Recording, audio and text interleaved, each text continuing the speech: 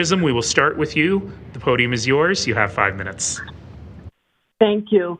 I actually will not take 5 minutes. Mine is I'm kind of a girl of few words. I just wanted to let the city know that I've lived in Meadowlark Park for 17 years. I built my dream house 2 years ago, in which I wanted to retire and probably die here in Meadowlark Park. And I'm really unsure at this time to our future here, given the potential rezoning and, you know, the introduction of the guidebook. We've had some real struggles in Meadowlark Park recently I've lived across from a crack house for a year, which I felt unsafe all the time, and my children did too. We've also had a developer that was threatening to tear apart my community and really divided us, which was really sad. All I ask is to please just let us live in peace here. I think we're the smallest community in Calgary, Meadowlark Park, and I love it here. I want to stay here forever, and I just don't agree with what's happening. Thank you. Thank you very much. As you know, I am also a man of few words. Wait, no, that is not true. Thanks, Ms. Chisholm. Thanks for being here. All right, Mr. Turcotte, nice to see you or hear from you. You've got the floor. Okay, thank you, Your Worship, and City of Calgary councillors. Thank you for allowing me to speak today. I've lived in Elbow Park for 20 years, where our community has been going through redevelopment for the last couple of decades as a single-family community. Mr. Turcotte, just hold on. Mr. Turcotte, just hold on 1 second. Again, I'm getting a little bit of feedback, and I really want to be able to hear you. So if you're not Mr. Turcotte, look at your phone and make sure you're muted. All right, go ahead, Mr. Turcotte. Okay, thank you. I am also in the real estate development industry, and I'm a developer of master planned communities, and I do support increased densities in communities with proper master and local planning. I wholly support building sustainable communities with a focus on climate change, and to state again, I wholly support increasing density in communities. This can be done intelligently by picking certain districts and streets in each community and with proper master and local planning. And I also support a diversity of housing types and communities. The guidebook seems designed to create certainty for urban developers and uncertainty for homeowners whose home is generally their largest personal investment. Yesterday, it was answered that not approving the guidebook will send a bad signal to investors. This response must have been referring to investors as developers that would purchase an existing RC1 lot, rezone it, potentially change a community street forever and then be gone. I would describe urban developers more as speculators rather than long-term investors. I do not believe this developer is a true investor in the community, and council should be focused on resident owners of homes as their true investors. They are the ones who've invested their capital in the community for the long term and care about the future of the community. These are investors that City Council should be thinking about. When they made their investment in the community residents, they never expected their streetscape to be unrecognizable in a few years and their neighbor's lot to be changeable to a higher density zoning. I say to Council, approving the guidebook in its current form may send a really bad signal to current investors, which are the homeowners in these communities. Calgarians do want some RC1 only districts in their community as a choice, and approving the guidebook in its current form could possibly drive some homeowners in vibrant communities to the suburbs or to other cities or other provinces who are looking to provide the lifestyle they're looking for in these established communities, which will no longer be available in certain established communities in Calgary if this guidebook is approved with the zoning change outcome. This needs to be assessed and thought through as a possible scenario or outcome. City Calgary communities should include RC1 low density and also other high-density areas in the community. This makes sense with proper master and local planning. However, to unilaterally take away all RC1-only areas in a large number of established communities in one fell swoop seems to be a dangerous way to go. It seems to me City Council should be thinking about incrementally increasing our way to higher densities in the communities. It's hardly possible to think through 10, 20, 30, 40 years ahead. The way this guidebook is being proposed currently has the possibility to turn currently very desirable communities in Calgary in what I would describe as a developer's accident with unforeseen and unknowable consequences with suboptimal outcomes.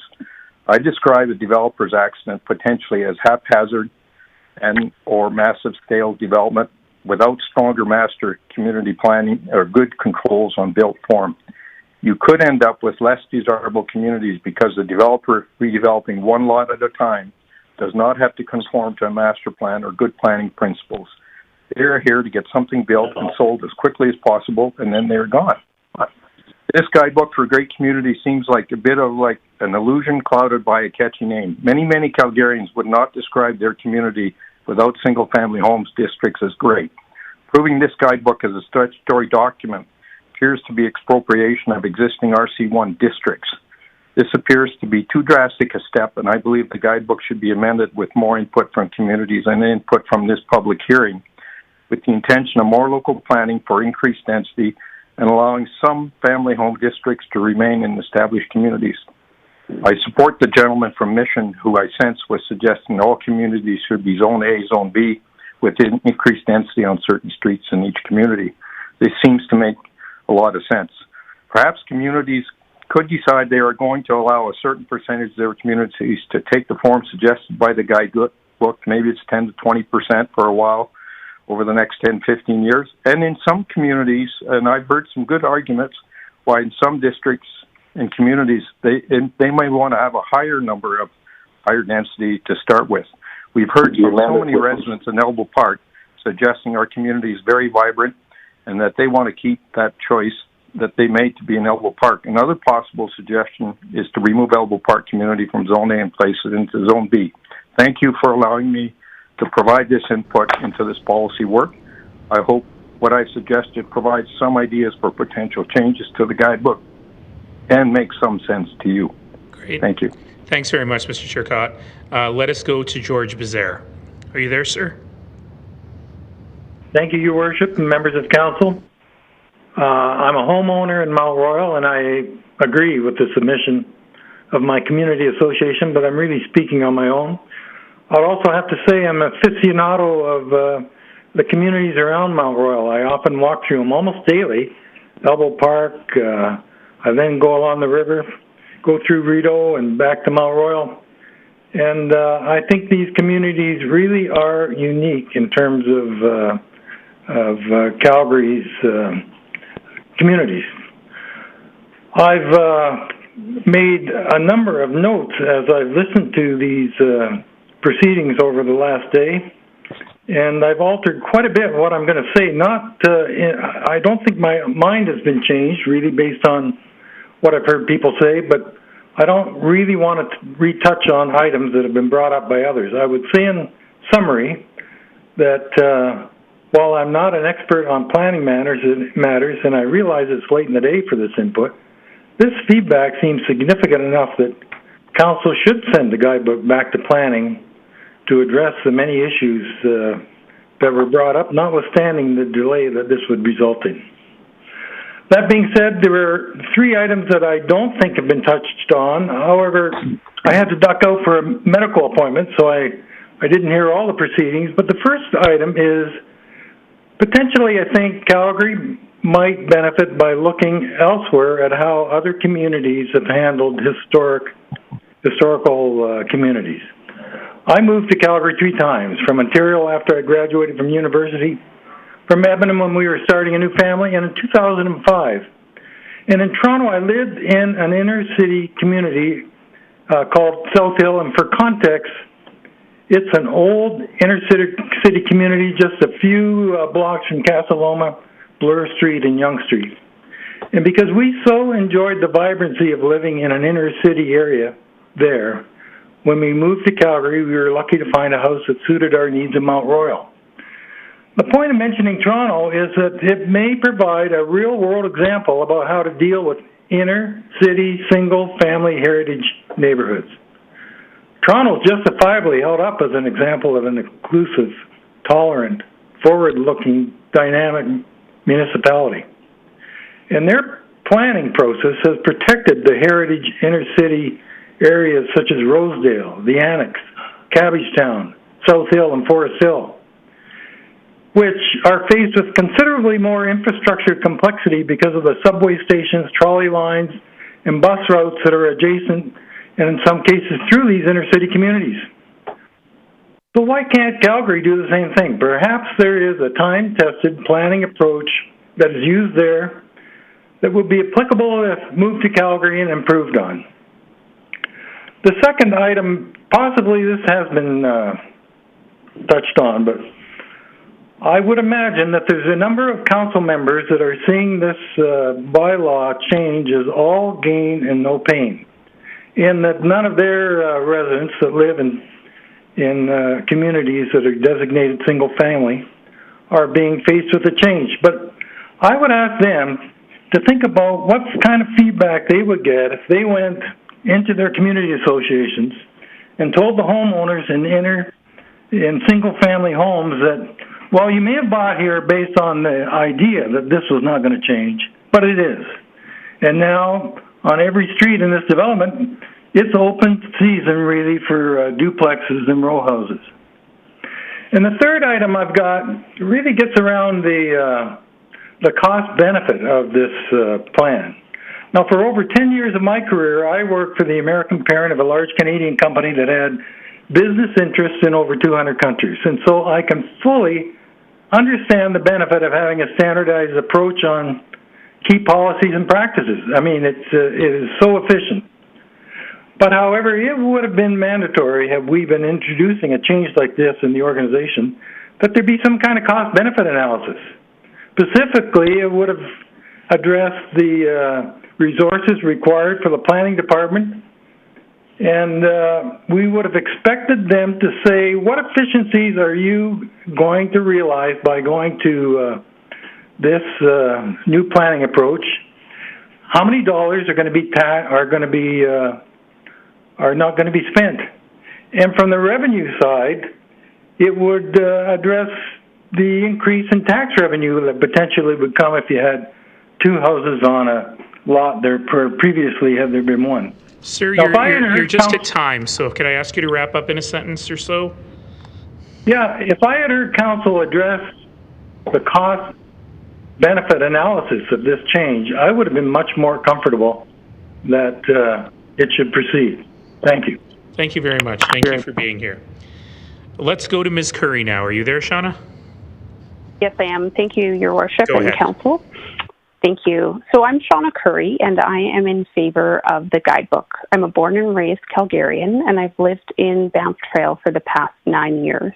I volunteered on the Banff Trail Planning and Development Committee for 5 years, was highly involved in the feedback process with the City of Calgary for the updated ARP, and collaborated with the Foothills Hospital, the City of Calgary, University of Calgary, Alberta Children's Hospital, and Bike Calgary to provide feedback for the bike lane infrastructure that's currently being built. I'm a new resident in the Downtown West community, and I worked as an RN and have been in the health and wellness industry for over 20 years and have studied the positive impacts of lifestyle habits on health outcomes. I'm speaking on my behalf today and not on any of the associations that I've been affiliated with. To this point, you've heard a lot of emotions that have been spurred by the misinformation that has been spread about the Guidebook. You've heard from residents that are angry about the Guidebook affecting their zoning, increasing density, and the lack of consultation. What I'd like to speak to today is about the intersection of my work as an RN and how the Guidebook actually supports the idea of intentionally designing Calgary as one of the top cities in the world to live in. The Guidebook promotes the values of the City of Calgary to improve our economy and address climate change strategies, and to help improve the mental health of the residents of Calgary. The Guidebook helps to establish guidelines for community improvement projects that will have a direct impact on health outcomes. In a time when COVID has negatively impacted so many aspects of health, we are at a critical juncture where we need to explore other ways to build a healthier population.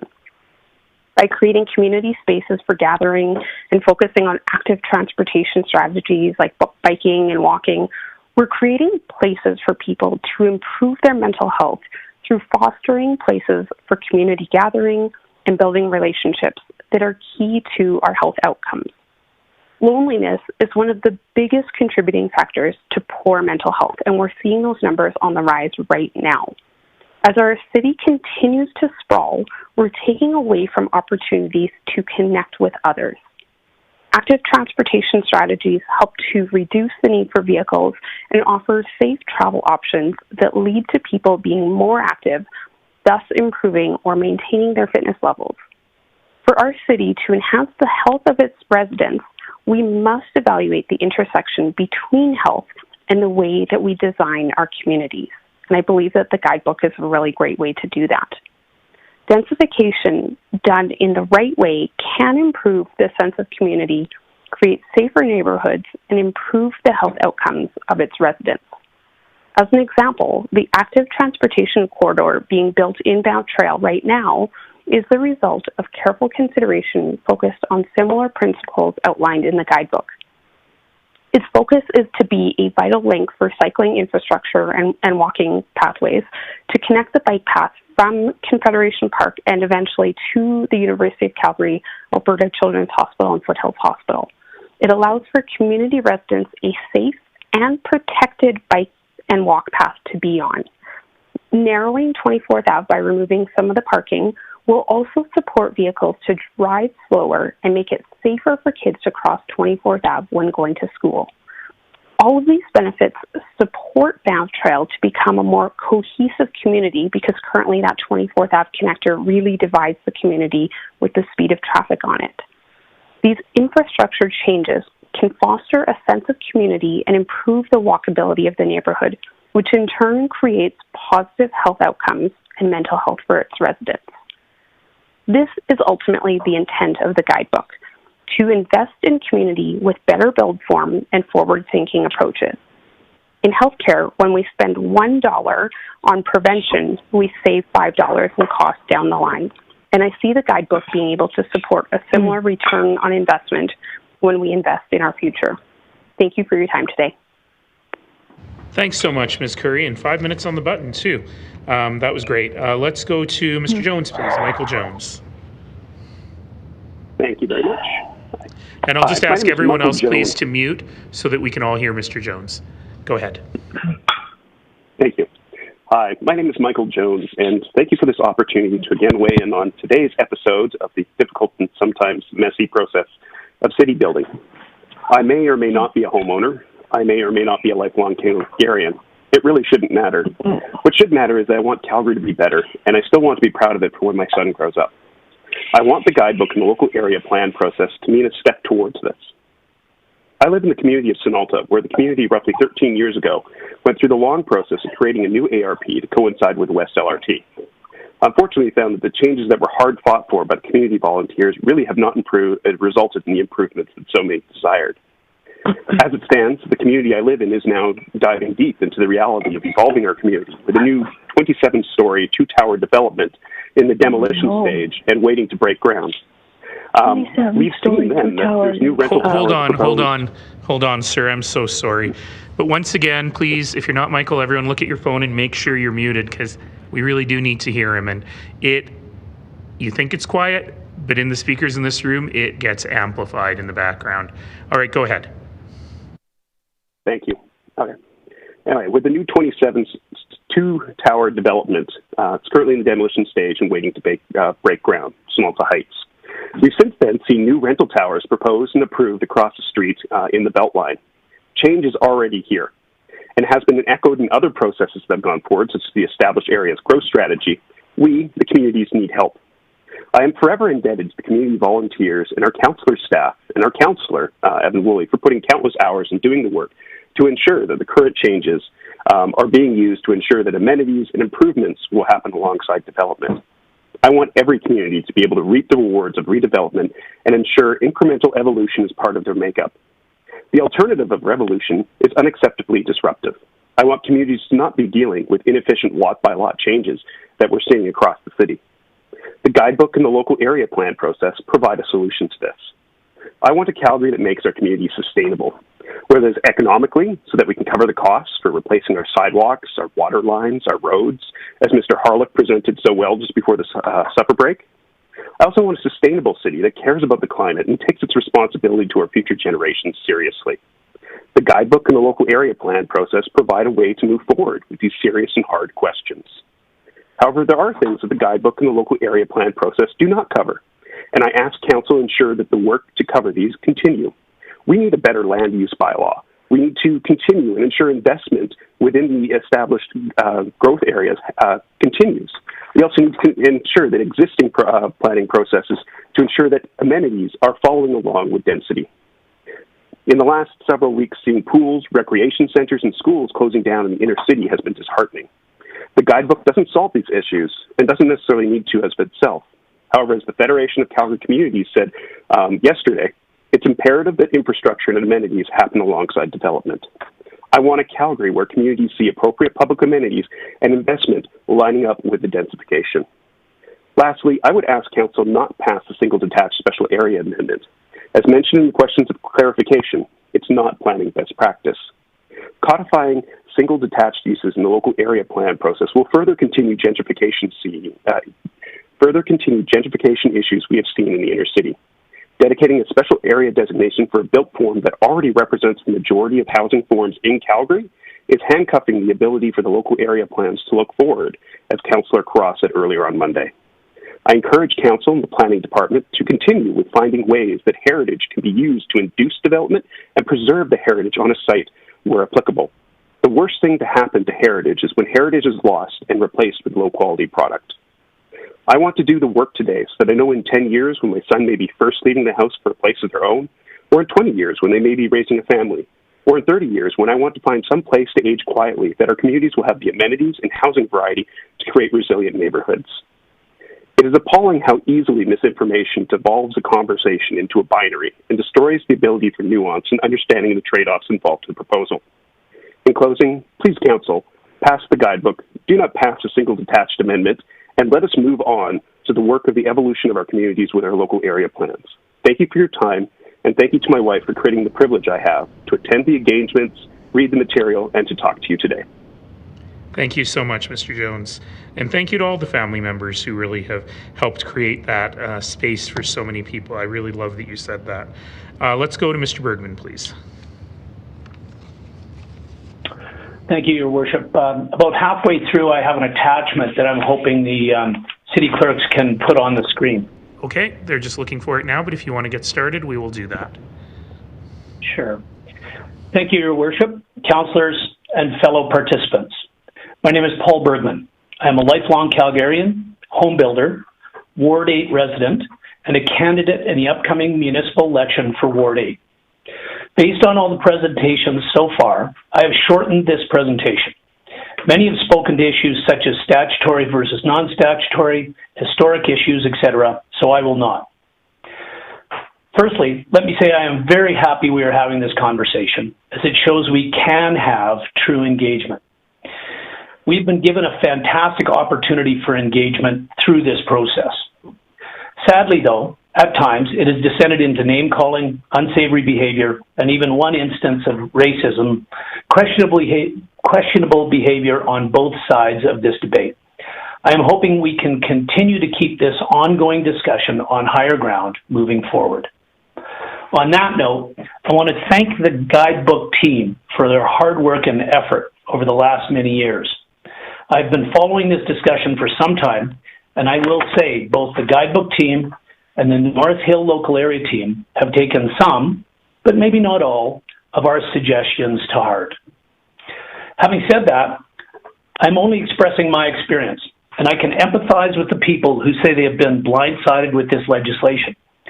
It has come up fast for many, and as a result, I can say I am disappointed with the engagement process for many communities in Ward 8. These are unique communities whose character is worth saving, and they need to be heard. Sadly, this lack of engagement from their perspective has now engendered a mistrust that will take years, if not decades, to repair. Clearly, the major reason from these communities opposing this legislation is the lack of residential granularity in the Guidebook. Specifically, the lack of R1, R2, and RCG designations within the neighborhood local urban form and local scale modifiers on page 27. If you can put the attachment up for me, please. It is on the screen, sir. Go ahead. Thank you. We did have an opportunity to address this a year ago. On the screen is attachment 5 from the March 4th, 2020 Planning and Urban Development meeting. Options 2 and 3 represented a chance to include RC1 and or RCG specific zones. Based on administration's recommendation, option 4, allowing all low density build forms everywhere at all times, defines this debate today. This decision, while likely being well-intentioned, is based on some concepts and ideas that are troubling to me. Highlighted in yellow are explanations as to why option 2 and 3 were not taken. The city wanted to focus on main streets and TOD discussions versus neighborhood by neighborhood discussions. I believe they could have done, and still can do, both. Highlighted in blue are phases which are based on some of the ideology in the MDP. The guidebook, like the MDP and Calgary Transportation Plan before it, have many phrases referring to social equity. If those phrases refer to giving all people an equal opportunity, I am all in favor. If, as I suspect, they attempt to dictate equal outcomes, I must object to the ideology behind this document. Highlighted in orange, there is a logic statement which does not make much sense to me, as it seems to downplay the desire of stable inner-city neighborhoods, classifying inner-city neighborhoods in general ripe for infill. Throughout this attachment number 5, it is clear what outcome was intended when it was written. As a result, we are engaged in this lengthy and divisive public hearing. While I understand the need for and conceptually support the guidebook, I encourage Council to refer this document back for changes to the residential categories on page 27. It is easy to do, and in so doing will garner much needed goodwill among communities, allowing the ensuing LAP process to proceed much more smoothly. Now, a little insert here. Over dinner, community members have reached out to me with the request that any contemplated changes that are referred back or amendments that get proposed are also referred back to communities for further engagement. I think this is an important part of the process because in order to regain that trust, I think the communities have to be involved in any changes that are put forward in the guidebook. Getting this step right allows us to move forward to the much more important discussion brought up previously by Nathan Horlock just before dinner, as well as Teresa Toussaint's presentation in today's hearing. The question is, how do we put ourselves on a path to physical stability in the decades ahead? Right now, we are on a slippery financial slope, and the long-term outlook does not look good. I hope we can travel this path together. Please join me at bergmannforward8.ca to continue this conversation. Thank you, and I'm available for questions. Thanks very much, Mr. Bergmann. All right, I don't see any questions for this panel, so I'll say thank you very much to this panel, and I will start to craft the next panel here. So we're into panel 26 now. Peter Rutherford, are you there, sir? Yes, I am. Okay. You'll be first in the panel. Warren Rylands? Yes, hello, I'm here. Okay, you're going to be second in the panel. Allan Barber? Yes, I'm here. Okay, you're going to be third. Do we have Kara Rosenquist? Yes. Okay, you're going to be fourth. And do we have Bethel Afwerk? Okay, I don't hear Bethel, but I understand we have a couple of folks from previous panels. Sonja Johnson, are you on the line? Yes, I'm here. So you're going to be fifth, okay? Oh, I'm here too, Mayor Nenshi. Allie McMillan, I missed twice earlier. Yeah, you're third time lucky. I might stick you in the next panel, Allie. Okay, thanks. And Hope Smith, are you with us? Yes, I am. Okay, I'm going to put you sixth in this panel, okay? And Allie, I'll stick you at the beginning of the next panel. All right. So our panel then is Peter Rutherford, Warren Rylands, Allan Barber, Kara Rosenquist, Sonja Johnson, and Hope Smith. So, Mr. Rutherford, you have the floor. You have 5 minutes. Okay, thank you, Councillors Mayor Nenshi, for providing me the opportunity to speak. My name is Peter Rutherford, and I'm a resident of Calgary. As a note, I also have children who are young adults who rent in Calgary, as well as other cities across Canada. So first of all, I agree that a guidebook is required in order to ensure Calgary grows as a livable city. Some of the concerns I have with the guidebook and the information surrounding it is that no data is referenced to support its conclusions.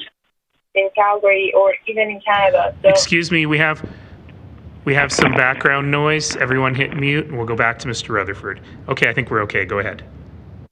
Okay, so some of the concerns I have with the guidebook and information surrounding it is that no data is referenced to support some of its conclusions. I support densification. However, there is no information provided as to the pitfalls of densification and how this guidebook intends to address them. So I'm not an expert, but I'm going to reference a research paper from Dr. Jill Grant in the School of Planning at Dalhousie University. Dr. Grant reviewed planning and affordability from Vancouver, Edmonton, the GTA, Halifax, and St. John's. The research paper references 40 other papers. So here's a few excerpts. Density has become this is from the paper, density has become a mantra in planning and development in recent decades. Motivation stems from environmental concerns, but now advocates claim density can heal many ills, reducing social inequities and increasing supplies of affordable housing. Developers often argue the more units they can fit into a lot, the cheaper they can sell or rent units. If density increases affordability, then why are Canadian housing costs highest in some of the densest cities? Vancouver has the most dense and compact housing in Canada. Tiny units rent for high rates. This is from the CBC. Similar trends are seen across most Canadian cities. So some of the shortfalls the paper outlines. The negative impacts associated with high-density development on social justice are well documented. While density correlates with access to services and public transportation, the argument that density will facilitate the development of more affordable housing options is contested by many planning theorists. And as an example, I said my son, he's a renter. Him and his girlfriend were looking for a place to rent. It's an area town called Marda Loop, an area that's undergone intense densification. All I can say is rents there are amongst the highest in Calgary. The other implications of density, back to the paper, densification may exacerbate inequities of racial minorities, the working and low-income class, those who want children, while overwhelmingly supporting free market and development interests. The other issue that I have not seen addressed is gentrification. So when I read the guidebook and I look at the renderings and I hear statements that we can choose our own pizza toppings or flavor of cake, this concerns me as it appears to be promoting gentrification of the neighborhoods.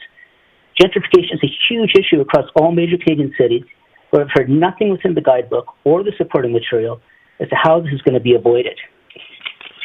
So again, this is from the Centre for Urban and Community Studies from the University of Toronto. While upgrading has some positive effects on neighborhoods, when gentrification occurs, the benefits of upgrading are not likely to be experienced by low-income residents. Gentrification is associated with declining stocks of affordable rental housing, displacement of the working class from the communities where they traditionally lived, the conversion of inner-city neighborhoods from production to consumption spaces for upper middle class, and speculative real estate. It appears that the guidebook promotes densification and gentrification by just discussing its pitfalls and how the document wants to overcome them. Some of the assurances I've heard during this process is, don't worry, nothing has changed. Well, this misses the point that there are existing problems with some of the current regulations. I've heard the reason we need the guidebook is to ensure developers have a guide. But I don't have any data as to what the chief concerns have been from the residents of Canada over the years. Comments such as I've heard is current allowable lot coverage is 60-odd%, and that hasn't changed. That doesn't nothing to assure me that an evaluation has been done to determine if regulations enacted many, many years ago are still appropriate. Are they just going to roll over? So I'll leave you with the following quote from the University of Dalhousie paper.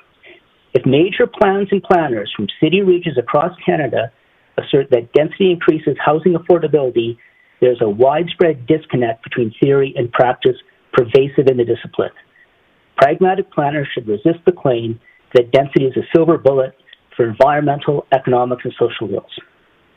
So I see no data or information that's been presented to me as to what has occurred in other cities.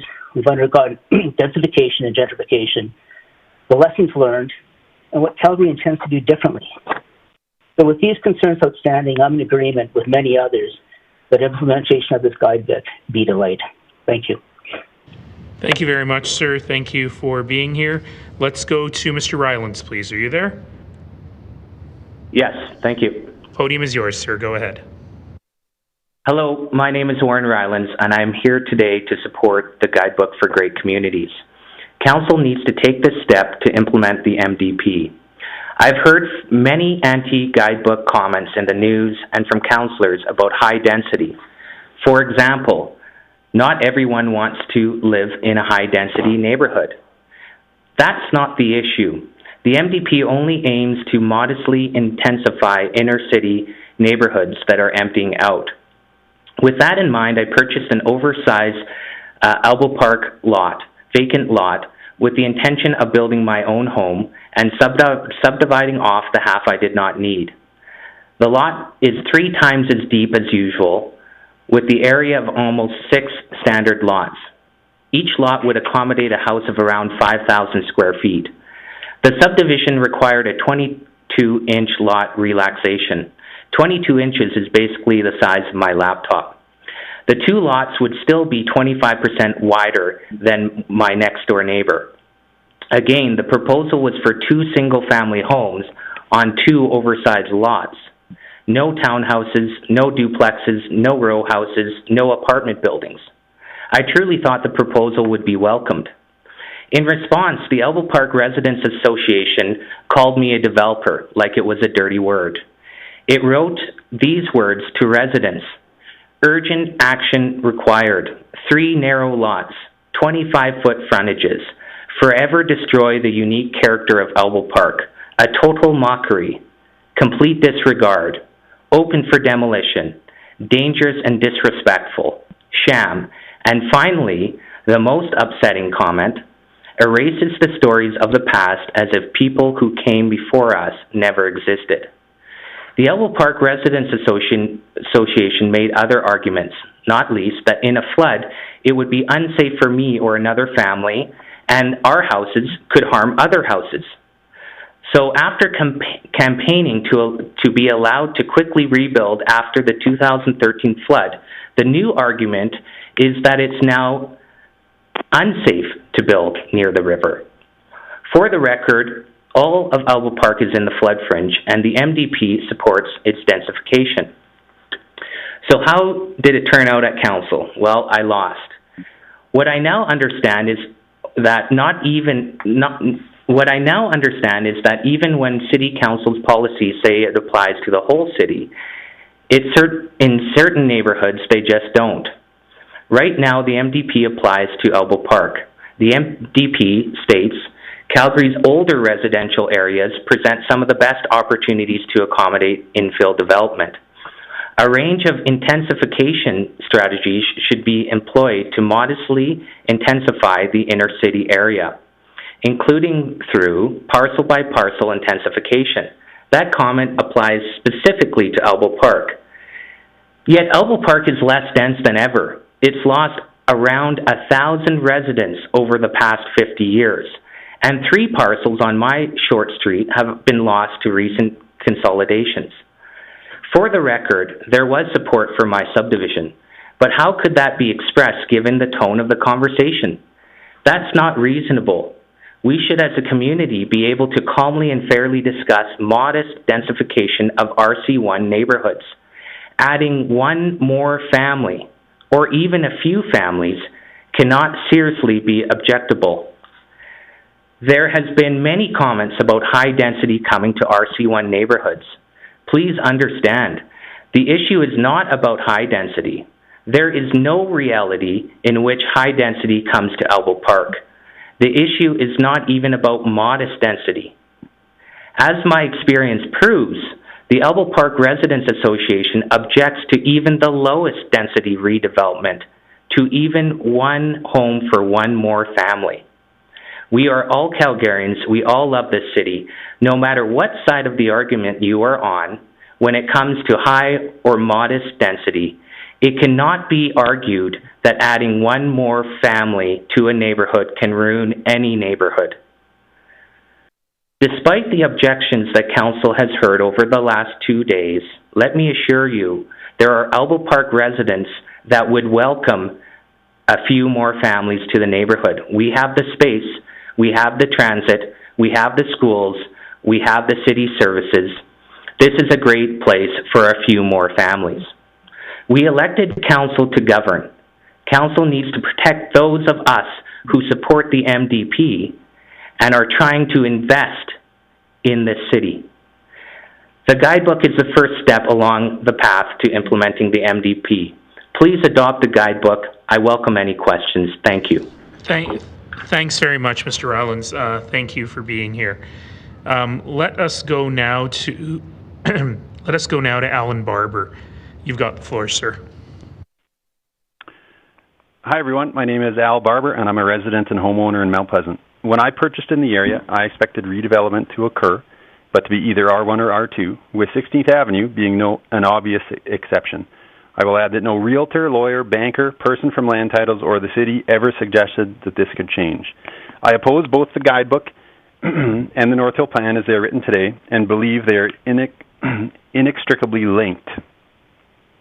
Specifics around redevelopment and particularly density matter, both in location and size.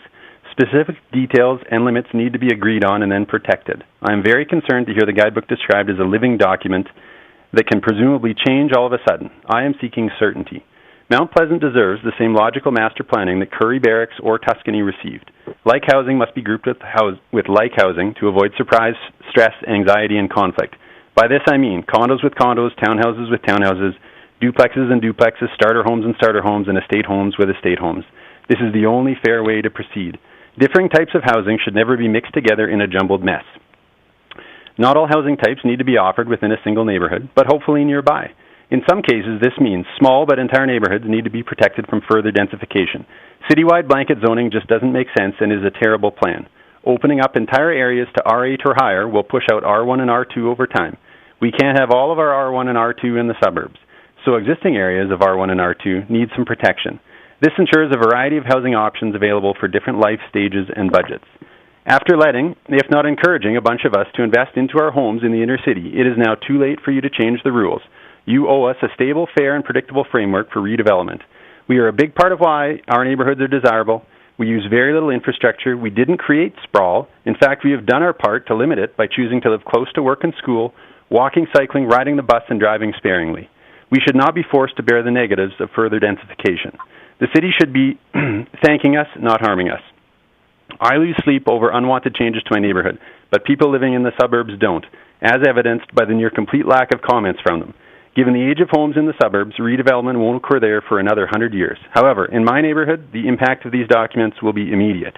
In established communities, do not prioritize future investment by developers at the expense of the investments already made by existing homeowners. Instead, make the dozens of new suburbs you approve each year more multifamily intensive. Affordability will improve due to the lower land and construction costs there. People will know what they are getting into before they commit and can choose to live there or not. The developers that want to build this type of housing will follow. These documents have a real impact on property values, and this must be considered by the city. The changes proposed in these documents will cause many homeowners to lose hundreds of thousands of dollars in the value of their home. Yet, on a household level, these are tremendous and unacceptable financial losses. Most of us will not have pensions and may need to live off the equity in their homes, so we're understandably defensive of them. Beyond financial considerations, many of us had plans to reside in our homes for decades. Careers and educations last decades, and it's a lot of work and expense to move, especially for families. We expected and want our neighborhood to see some orderly redevelopment, but largely resemble what it is today, primarily R1 and R2, with corresponding levels of sunlight, privacy, quiet, and uncrowdedness. Your communication has been terrible, your terminology misleading, and you have lost trust. The Guidebook, on its own, may not allow R8 density everywhere, but the combination of the NDP, Guidebook, and local area plan will. However, the city favors the imprecise, low-density residential term over R8 in these documents. You have failed to communicate this eventual outcome in simple language to us laypeople. Most of us don't have the time or attention spans to read lengthy documents and decipher your lingo. Do not take advantage of this.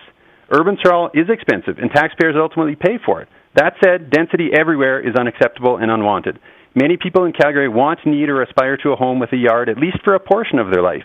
Sprawl has actually made this financially attainable for more of us in Calgary. Our desire for more private space, both indoor and outdoor, is even more pronounced after COVID-19. In the last year, fleeing major urban centers for the suburbs is a large-scale trend, and with work-from-home options, much of it is expected to be permanent.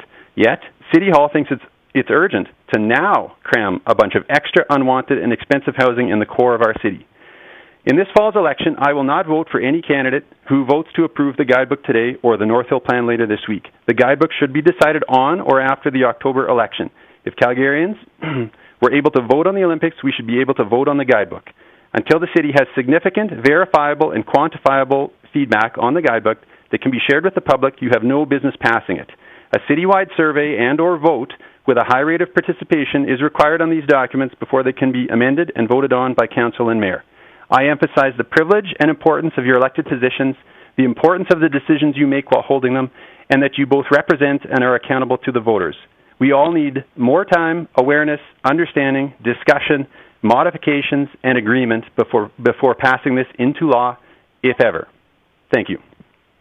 Thank you very much. And again, right on the button. Let us go to Ms. Rosenquist. Are you there? Yes, I am. Thank you. Thank you. The podium's yours, and start by telling me the correct way to say your name. Okay. My name is Kara Rosenquist. I live in Willow Park and chose the home because of the many amenities within easy walking distance. I have lived in other cities, including Montreal, Toronto, and in part of Metro Washington, D.C., as well as in the Killarney neighborhood here in Calgary. My husband and I have both felt healthier in locations where we could walk to purchase some goods and services. I have been involved in the Heritage Communities Working Group, which started in 2019, and the recent refinements to the Guidebook for Great Communities. I applied to be a member of the working group because it is important to me to retain or improve access on foot from my home. What started as a desire to have more safe pathways has turned into an appreciation of many other area features. I have received a flyer with assertions by Councillor Farkas that new policies will tilt the scales against motorists and that there are concerns regarding consultation. Having a safe and pleasant walk to local stores does not mean the car traffic there will stop, nor does the Guidebook suggest this. My experience with the working group has been that the planning department facilitators work very hard to hear comments at each stage, both within the group and from other stakeholders. The working group for my region has members from community associations, developers, people who work in the area, people involved in real estate, as well as residents. We all came with different particular interests, but somehow there has been agreement about many favorite places within the area. Everyone has an opportunity to speak, often taking turns, and at no time have I seen anyone ignored or silenced. The original housing stock in Willow Park is now over 50 years old, and that gives us a lovely tree canopy, but it also means that some homes built with 3 or more bedrooms now have only 1 or 2 residents. I'm sure that these older members of the community would like to stay close to familiar amenities and friends, but how can they do that if there are not enough smaller units for them to move into when they no longer wish to look after a detached home? I am concerned that if our neighborhood population density drops too low, some of the shops would not have enough traffic to sustain them, and they might close or move to a more lucrative location. As a group, we have identified which parts of our region we expect will continue to have value over the coming decades. We have mapped routes that are used to move in and out of the community, as well as those within the neighborhoods. Our suggestions for where some higher density might be allowed has largely been on these busier streets. It would not apply to the entire community. The Guidebook does not ban cars, rather promotes slower, human-powered forms of movement. This style of living that does not rely on cars for every need is more like the way people live in older cities like Montreal and Toronto. People see more of their neighborhoods on foot and notice when things change. Shopping local encourages coherent communities where people support each other. We are more likely to recognize and get to know our neighbors too. Updated local area plans are important for keeping our communities vibrant. Urban planning practices have changed since the mid-1900s. These older inner neighborhoods need to change or they will become less desirable.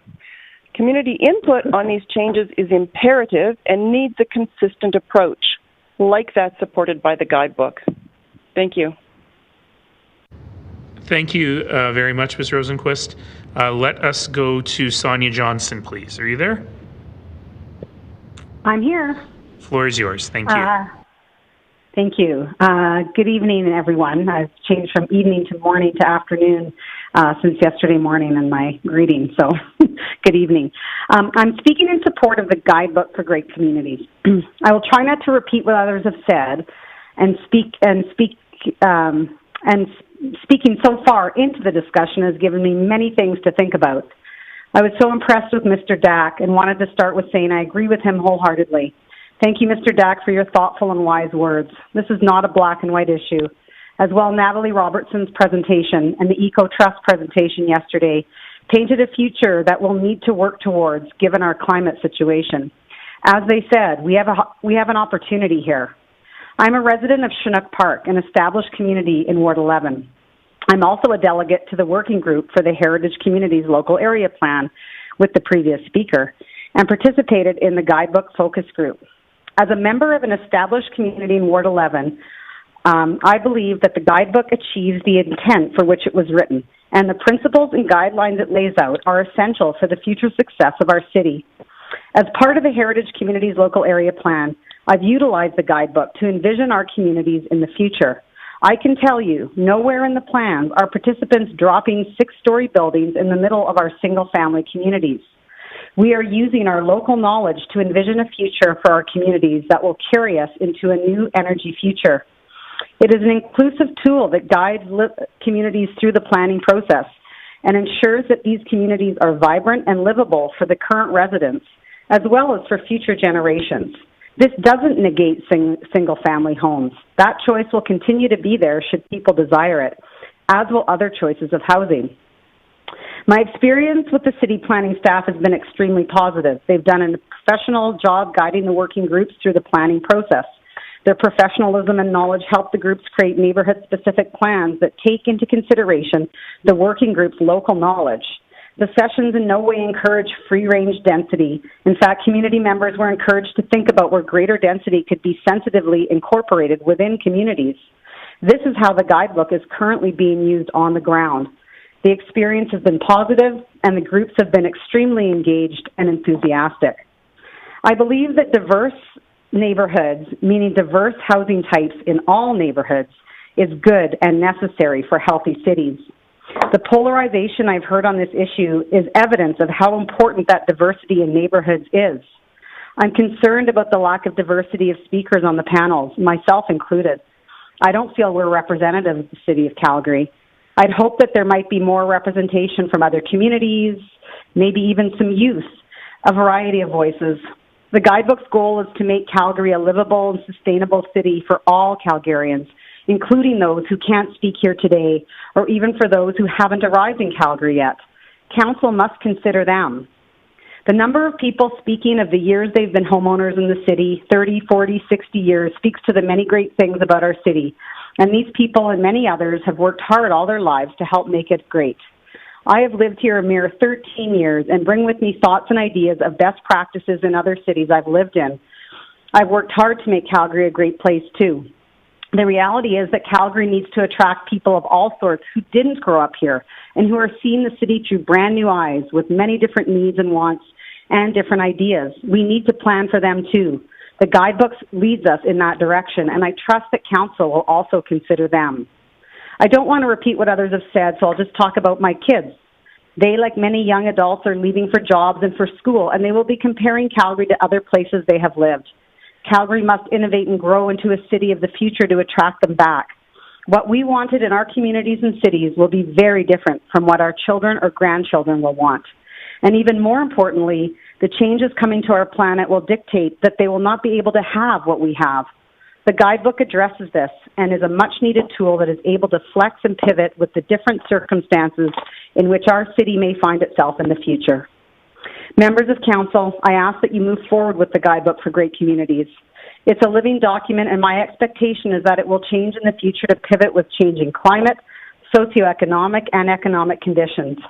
I know many people want certainty, but the only certainty is change, and the nature of a living document, such as the Guidebook, is to change. As the LAPs continue to be developed, the local input will indeed dictate the specific wants and desires of those communities, so that Calgary is a great place for everyone. The Guidebook is the first step along that path. Thank you so much for your time. Thanks very much for that thoughtful presentation. I'm glad we were able to get you through, and I'm glad we were able to get Hope Smith through. Are you there, Ms. Smith? Yes. The podium is yours. 5 minutes. Thank you. Your Worship and Councillors, I oppose the Guidebook in its present form and ask Council to reconsider. I bring to my comments experience working for a major developer and the experience of living in other cities as an adult. I have lived in the often forgotten Upper Elbow Park for 38 years. And by the way, we have added density up here in the last few years, 2 additional houses on the next street over. When we bought our house, it was in walking distance of 3 hardware stores and the same number of corner stores. Also 2 pharmacies, 2 bakeries, 2 grocery stores, a plumbing shop, antique store, fabric store, a movie theater, restaurants, and more. We used all those businesses, often on foot. It's one of the things we love most about living here. One by one, they disappeared, as this city allowed the development of big box stores that took people out of their communities and into their cars, and virtually killed local business. Until we have a culture that is willing to support small local businesses and pay the inevitable higher prices, and I don't mean just coffee shops and yoga studios, densification will not produce the neighborhood togetherness that the Guidebook promises. I am bothered by the oft-repeated councillor comment that everyone should be able to live wherever they want in Calgary. It sounds ideal, but it is pie-in-the-sky thinking. Unless we turn to communism or build subsidized housing, there is no way to control housing prices. There will always be a sliding scale of desirable neighborhoods. The idea of a statutory document to clarify city development policy is a good one, but I gain no comfort from the Guidebook for Great Communities. It is heavy on flim-flammery and light on clarity. It's more of a sales piece than a clear policy document. It presents unrealistic visuals. It offers no explanations for decisions such as why a community is category A or B. It offers no specifics as to densification goals. Where is the justification for the proposed changes, and what is the hurry? Calgary is in the depths of a downturn that is not going to reverse quickly. 25% of downtown office space is empty, and housing prices are down 15 to 20%. No one can legitimately predict what this city will look like in a decade. Let's take time to get it right. In addition, none of your documents or speakers have even acknowledged there is anything positive about the inner city communities as they currently exist. I don't believe planners have given much thought to the people who have chosen to live in these communities. Young families of diverse ethnicity, Councillor Farrell, like the late 30s Vietnamese Korean couple with their 3 little kids moving next door to us, who thought they were moving into a forever single-family neighborhood. Numerous city spokespersons have defended the Guidebook by claiming that none of the proposed policies will go into effect until there is a local area plan. That means nothing. If the city pushes local area plans through the way you are pushing the Guidebook, that could be only 2 or 3 years from now. And here's what the Guidebook tells us. It is all about creating communities that reflect the principles and goals of the Guidebook. I ask, what about reflecting the principles and goals of the community? And let's talk about the local area plans. The city intends to lump 16 disparate Southwest Calgary communities into one local area plan. On page 2 of the Guidebook, you talk about the local area plan and what community characteristics should be considered. How will that work times 16? So not only are we feeling threatened by the Guidebook as it stands now, we're also looking ahead to more of the same. I'm dismayed that you've chosen to push this agenda during the pandemic. You're proposing to vote on a massive transformation of the historic and desirable neighborhoods of Calgary without giving the citizens adequate opportunity to consider and discuss the options. Engagement is not the same as conversation. As we all know, much of what we think is determined by many outside inputs: casual encounters, coffee dates, lunches, parties, and public gatherings, places where the give and take of conversation helps us to understand issues. We've had virtually none of that for an entire year. And while you have argued that there is plenty of information available online, I suggest that few adult Calgarians have had the time, inclination, or energy to devote to such a controversial and anxiety-inducing issue. I ask Council to delay this decision until pandemic restrictions are ended and we can gather in groups again to discuss the proposals and modifications, and city planners have time to revise the guidebook. Thank you. Thanks very much, Ms. Smith. That takes us to the end of this panel. And Councillor Farrell, please. Thank you. Just a question for Ms. Smith. Are you there, Ms. Smith? Yes, I am. Hi. Why did you mention my name when you were talking about diversity? I was just wondering what the point was. At some point during the last year, I believe I heard you or read somewhere that you noted that Mount Royal Park were full of old white people and were not diverse. Wow. I hear a lot of rants from Councillor Farrell, and I've never heard her say that, and I'd be pretty shocked if she said that. No. Okay. Thank you. So please do be careful, everyone, about making accusations like that. I heard it somewhere, or maybe read it somewhere, that someone said something I didn't like is really not appropriate for today. So thank you for that. Let us move to the next panel, if I may. So Ms. McMillan, are you still with us? I am. Okay, you can be first in the panel, please. How's Katherine Parsons? Are you there? Yes, I am. All right, you can be number 2. Tammy Brown, are you with us? All right, how about Veronika Duska? Are you there? Yes, I am. Okay, you're going to be number 3 in this panel, Veronika. Do we have Catherine McCunn? Didn't we hear from Catherine already? Maybe we did. Do we have Nyall DaBreao? Nyall, are you with us? All right, I'm going to push into panel 28 now. Who was that? I thought I heard someone. I'll push into panel 28 now. Do we have Mike Atkinson? How about Peter Dormar? Your Worship. Yes? This is Andrew Newson. I'd like to try and get back in. I missed my slot earlier today. Sorry, sir, what's your name? Andrew Newson. All right, Yes, Mr. you do. Newsom, Thank I'll you. stick you in as number 4 in this panel. I remember your name earlier. Your Worship, can you hear me? Yes, who was that? You have me. It's Nyall DaBreao. Okay, now you're going to be number 5 in this panel, okay? Yes, your Worship, you have Nyall DaBreao.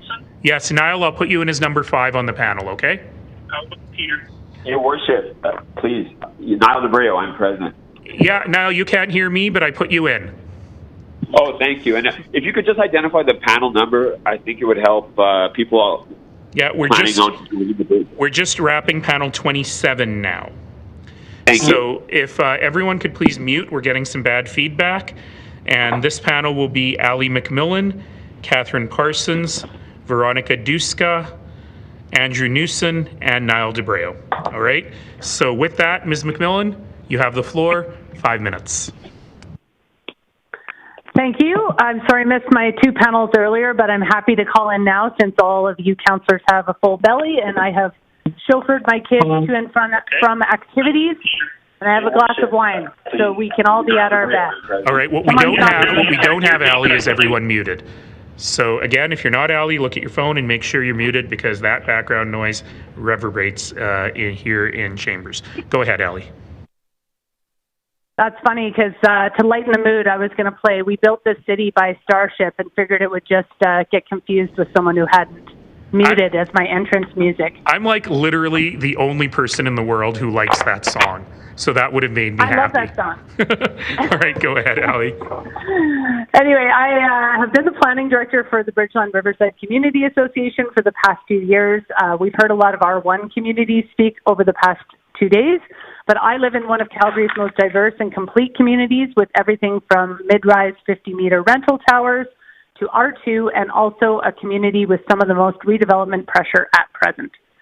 Personally, I chose to raise our family in Bridgeland because we like the central location, walkability, parks, and local business options. It's a very wonderfully tolerant, diverse, and engaged community. I want to acknowledge that we've all made progress on this planning stuff since the foggy past of the Developed Areas Guidebook. It's gray, red, and white graphics, and the 2 years we spent banging away at the pilot local area plan for Bridgeland Riverside. We started advocating for a local area plan back in 2015. When so many ad hoc rezoning applications were going through Bridgeland that people started to grow concerned. Over this time, we have sent detailed and specific amendment requests to all the documents and their evolutions to the city and have participated in all stakeholder groups to exhaustion. We are definitely a community who wants the guidebook to be all it can be, and we need a clear plan probably more than most of Calgary due to the very real pressures we face. So in preparation for my comments today, I read back through the many years' worth of speeches and letters we have written to the city on these various topics, and many improvements to the guidebook version we now discuss have occurred due to those burdensome years. However, over the past few days, I've heard, it's just a guidebook, all your problems will be solved at the local area plan. You make it whatever you want. But that's not how it went for us, and in talking to some of my colleagues in other inner-city communities, not how it's going for them either. We could submit a lot of images for that how it started and how it's going meme that's floating around. So we started very successfully to create our local area plan around character areas that describe the unique areas within our community and their goals for the future. But that got pulled by administration. Instead of asking for restrictive single-family protection, as others are, we asked for lot coverage protection to preserve the highly valued backyards with north-south orientation in our bowl area. We actually wanted to add new housing forms that increase density but don't exist in our current land use bylaw, like stacked units or a 2.5-story form with the same lot coverage as singles and semis, but put as many units in it as you'd like. But we were told no, use the limited existing forms we have, R1, R2, RCG. As we've heard over this public hearing, row housing is controversial, and that's no different in the low-density residential area of Bridgeland. This issue seems to be due to the increase in lot coverage between semis and singles at 45% to 60% for towns. We were not allowed to place row housing in specific areas of our local area plan, and low-density residential is the only building block available to apply on a map. There's only one ingredient in that cake. So assurances I've heard over the past few days do not compute. I think it's relevant to outline that in November 2019, we disappointedly walked away from our local area planning process. Our letter stated that, number one, the local area plan lacked community context and a sense of what makes our community special. Two, we highlighted a lack of citywide implementation strategy, citing unequal city practices where some communities bear the brunt of density changes and others are not even willing to approve a duplex. Number three, we stated the cart is before the horse. We said we don't approval of the guidebook for great communities without heritage tools, financial tools, or a low-density district policy being written first. Further, everyone's favorite topic, engagement, reared its ugly head. And we said in 2019, our community residents have not been engaged at all on the new guidebook and its sweeping implications. So now here we are coming up on 2 years later, and many of these comments still apply. Additionally, in January of this year, the city introduced the new guidebook edits, which then added Zone A and B and focused pressure on certain neighborhoods over others. These are still the main issues that allow room for opposition to the guidebook, and I still don't understand why they've not been rectified over the past 2 years. But here we are, so what do we suggest? 1, remove Zone A and B and all associated criteria. 2, do not approve any local area plans without heritage, investment, and RCG low-density residential details clear. 3, allow different types of housing to be more surgically placed. Perhaps elevate the mobility plan from the appendix of local area plans to more informed development decisions. Number 4, add more tools to the toolbox. Investigate the Portland model There you actually might get the density you desire instead of gentrification and massive infills that occur in the current land use bylaw. On to the cake analogy again. There aren't enough ingredients. Give me more than vanilla. Many residents in our community are unaware of the guidebook and its implications. A broader range of Calgarians should be engaged in a more direct way on how their specific lot could be affected, and a concrete and committed reinvestment strategy is still a vague promise. How easy would it be to sell density if we could all better demonstrate it brings amenities? Generally, we are very keen on the guidebook. We would like to see it move forward, and believe me, we want a plan more than anybody, but we do feel it needs some key amendments and that we should get this right. The local area plans, I don't feel, are ready to go yet. That's it. Thank you, and you're just at time. Thanks very much, Ms. McMillan. Katherine Parsons. Ms. Parsons, you have the floor. Please go ahead. Hi, is my presentation ready and up? Oh, give us a second here. And we'll just get that up. Jordan's fingers are flying. There we go. It is up. Go ahead. My name is Katherine Parsons, and I own a home in Renfrew on 12th Avenue, a neighborhood connector street. Today I'm speaking for myself and some fellow Renfrew homeowners who are concerned about the Guidebook's plan for neighborhood connector streets. We are concerned about the 6-story scaling that can be applied to neighborhood connector streets in the middle of our neighborhood. I have 327 signatures from Renfrew residents and homeowners who oppose 6-story scaling along these streets. It should be noted that due to time constraints, we were only able to canvass portions of a few select streets. It is likely that if more time was available and if we were able to engage more residents, that many more signatures would oppose the 6-story scaling on Renfrew's residential streets. For example, Gord Stab, a 9th Avenue homeowner, spoke to 50 Renfrew residents, and 48 of the 50 people he spoke with signed our petition against 6-story buildings. That's a 96% opposition rate. The majority of the residents we spoke to oppose 6-story buildings along neighborhood connector streets. The neighborhood connector streets in Renfrew are quiet, tree-lined, 2-lane roads. They are not major thoroughfares. Adding 6-story mixed-use buildings would drastically and negatively alter existing residents' and homeowners' experience of their homes. Residents would be subject to increased parking issues, noise, traffic, shading, decreased privacy, a change in community feel, and property depreciation. To address this, we'd like to request the following amendments to Section 2.7 about neighborhood connector policies. 1. We think that a scale differential of 4 to 5 stories is not reasonable for existing residents. We would like neighborhood connector streets to have a maximum scale differential of 2 stories to all surrounding homes in all directions. For example, in an area with all 2-story homes, new development could be 4 stories. In an area where there are bungalows, the maximum height for new development would be 3 stories. This would still allow for growth, housing choice, sustainability, while still being reasonable to existing residents. 2, we would like there to be additional considerations around where retail shops are and are not allowed. When the main streets with commercial businesses are within walking distance to residents, there is no need for neighborhood connector streets to have retail shops. In that case, neighborhood connectors should only allow home-based businesses like the adjacent streets. Living next to a retail business like a coffee shop with a noisy patio is detrimental to existing residents and shouldn't be permitted if the community can already walk to the main streets. Slide 2. Councillors who support the Guidebook like to say that local area plans are created through thoughtful discussion with the communities. That was not our personal experience in Renfrew. Of the 50 people Gord spoke to, only 5 had ever even heard of the plan. And as mentioned earlier, 96% of the people he spoke to are against 6-story mixed-use buildings. And yet, we still have 6-story buildings in our local area plan. It is clear that neighborhood connector residents were not part of this thoughtful discussion. This can be rectified by having the Guidebook mandate consultation. This would give Calgarians some assurance that we are indeed part of this thoughtful discussion. We would like there to be 1. Community-specific advertisements of all local area plans. Advertising the North Hill community's local area plan was not effective. Nothing in the title would imply that it impacts Renfrew or has plans for 6-story buildings.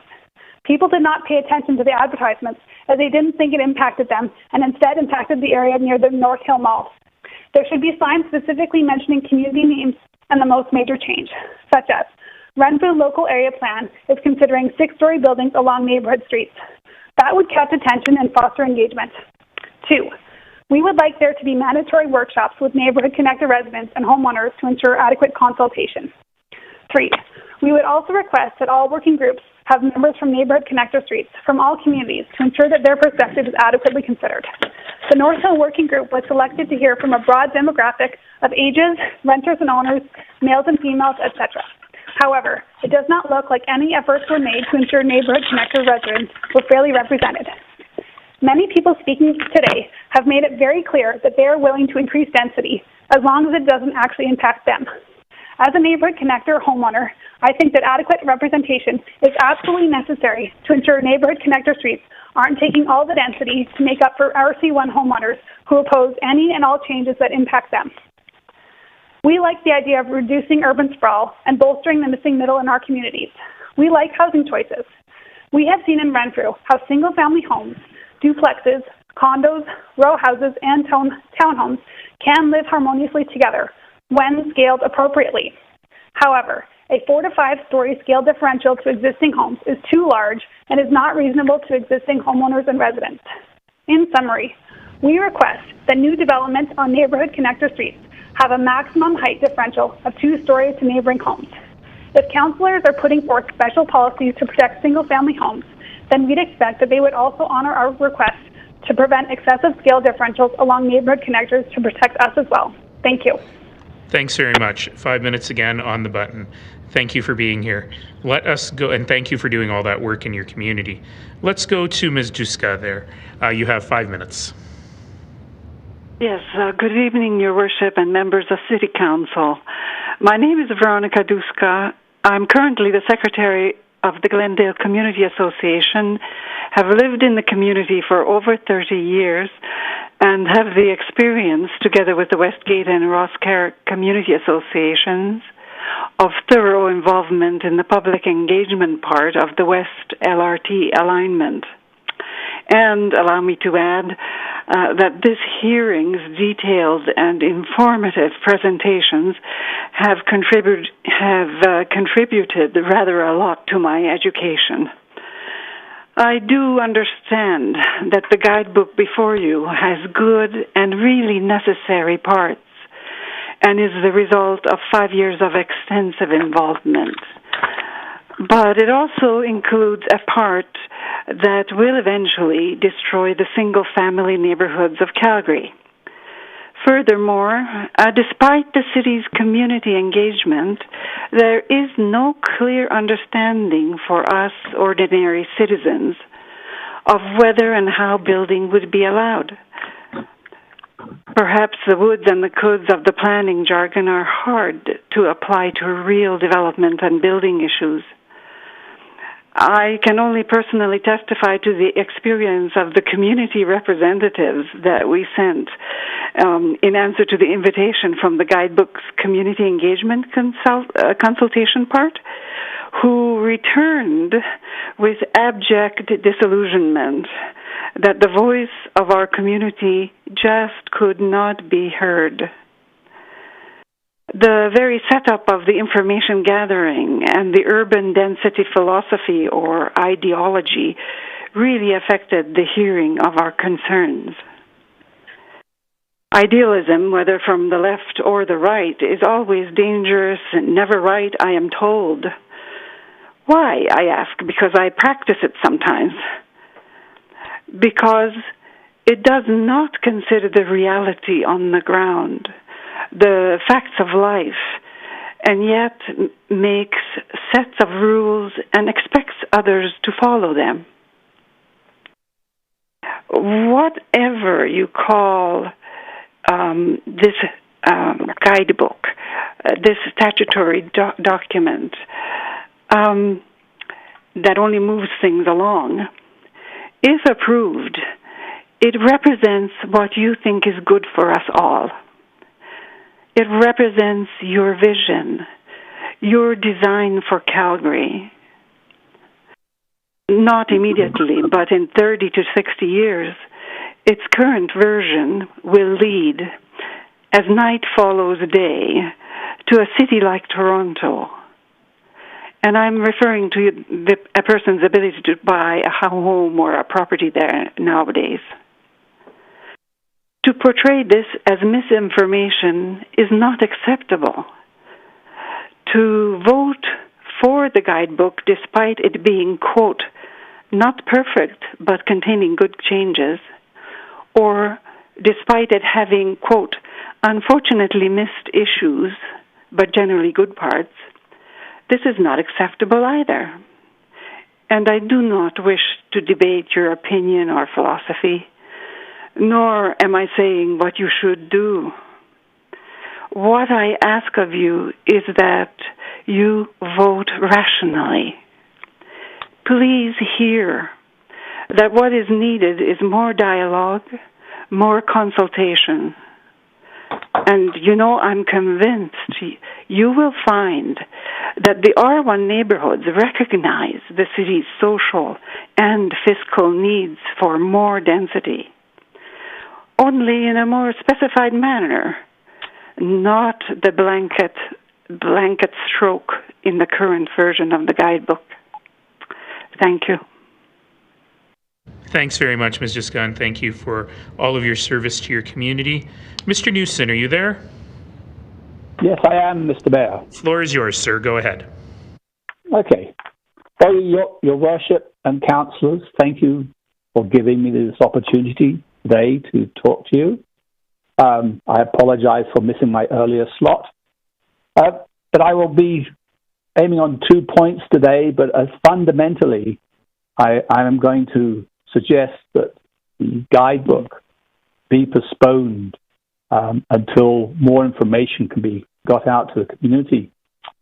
The actual guidebook is a term that very few of us seemed aware of until about 3 weeks ago. And it is, the quote there was that it was the mayor's quote that said it's actually just a guidebook. And but some councillors have said it's a statutory document. So even this amount of confusion does not help our understanding of what is going to happen.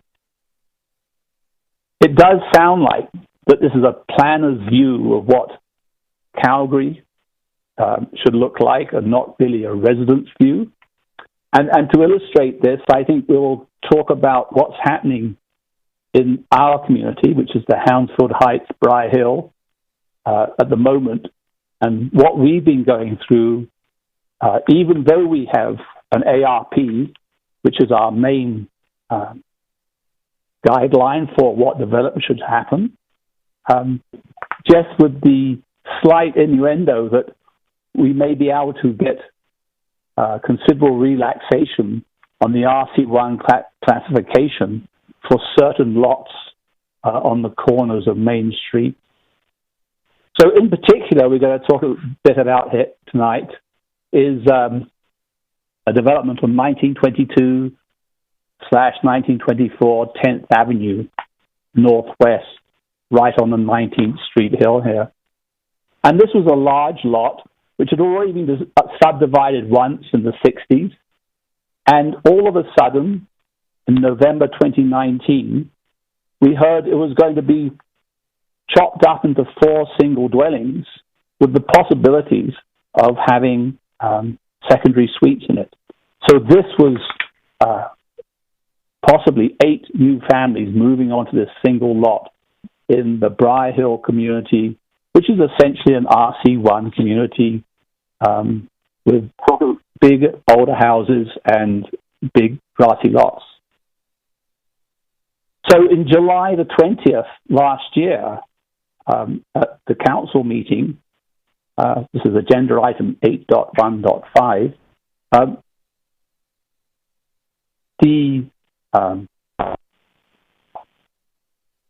we contested as a community, the developer and the city councillors and the mayor there actually voted against amending the ARP and rejected it 11-4.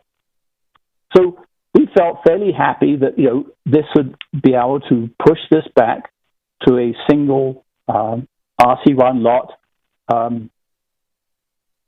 that will be subdivided into 2 parts as opposed to the 3 with possible secondary suites. And yet within 6 months, which is right about now, we discover that we are going to have to, again, fight the developer who's come back with a proposal. In fact, if you look across the road from our house now, you'll see a row of new white signs. And if you read them, you see that they're all different. And we have to address LOC 2019-0160, LOC 2021-0032, DP 2021-1312, etc., etc. There's numerous ones of them. And we are going to have to start over again trying to defend our single-family units, which is part of our community and which we think is an important part of our community. So today we're being faced with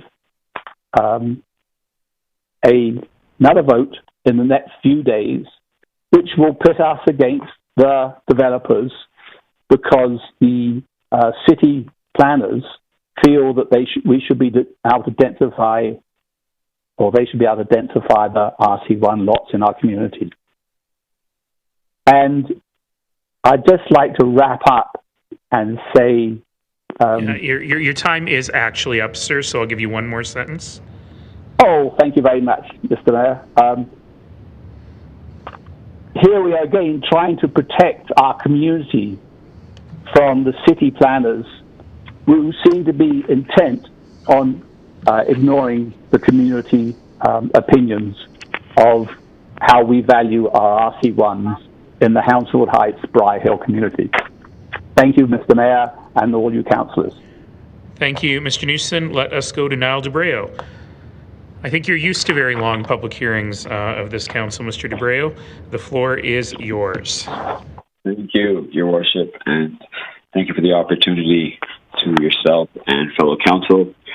I'm pleased to be here. I am used to it, and I actually enjoy it, so maybe I'm a little bit crazy. I come from a born and raised Calgarian, as well as the co-chair of the recently formulated City of Calgary Anti-Racism Action Committee, which developed in response to a public consultation in July 2020. I'd like to read a quick letter. I know that council members and Your Worship will be provided with it, but I think it's important for all Calgarians to hear this view of the city, which I remind all council members they declared to be as utmost importance in July 2020. It was starting to try to make decisions with an anti-racism lens applied. Dear honorable council members, the call to take an active stance of anti-racism within the city of Calgary is one that takes aim to recognize and address the forms by which inclusion is felt and seen by racialized Calgarians. The Guidebook seeks to implement a sustained vision for social equity and inclusion for communities as Calgary continues to grow in population and diversity. The members of the Anti-Racism Action Committee stand in support with the proposed Guidebook as it paves a clearer path to how social inclusion and anti-racism exist as a legitimate standing in the planning of our communities in the city of Calgary. Our mandate as our committee mandate, as outlined in our terms of reference, is to advise council on the development and lead the implementation of a community-based anti-racism strategy. The Guidebook is an opportunity to work with community partners to address structural racism and exclusion that has impacted the lives and livelihoods of Calgarians for many years. The messaging of this initiative is a platform by which everyone from race, age, religion, culture, ethnicity, gender, and sexual orientation can see themselves reflected as being deserving of an opportunity to choose and thrive in the community of their choice in the districts and neighborhoods of our city. It is an important first step into the recognition that the diverse demographic of Calgary is an opportunity for current and future generations to thrive as members of a growing and changing urban landscape. Please know that our committee is willing and able to support the ongoing dialogue, implementation, and transparency of this initiative. The document, like all city initiatives, should be open to constant challenge, consultation, and change, as well as acceptance from the citizens of Calgary.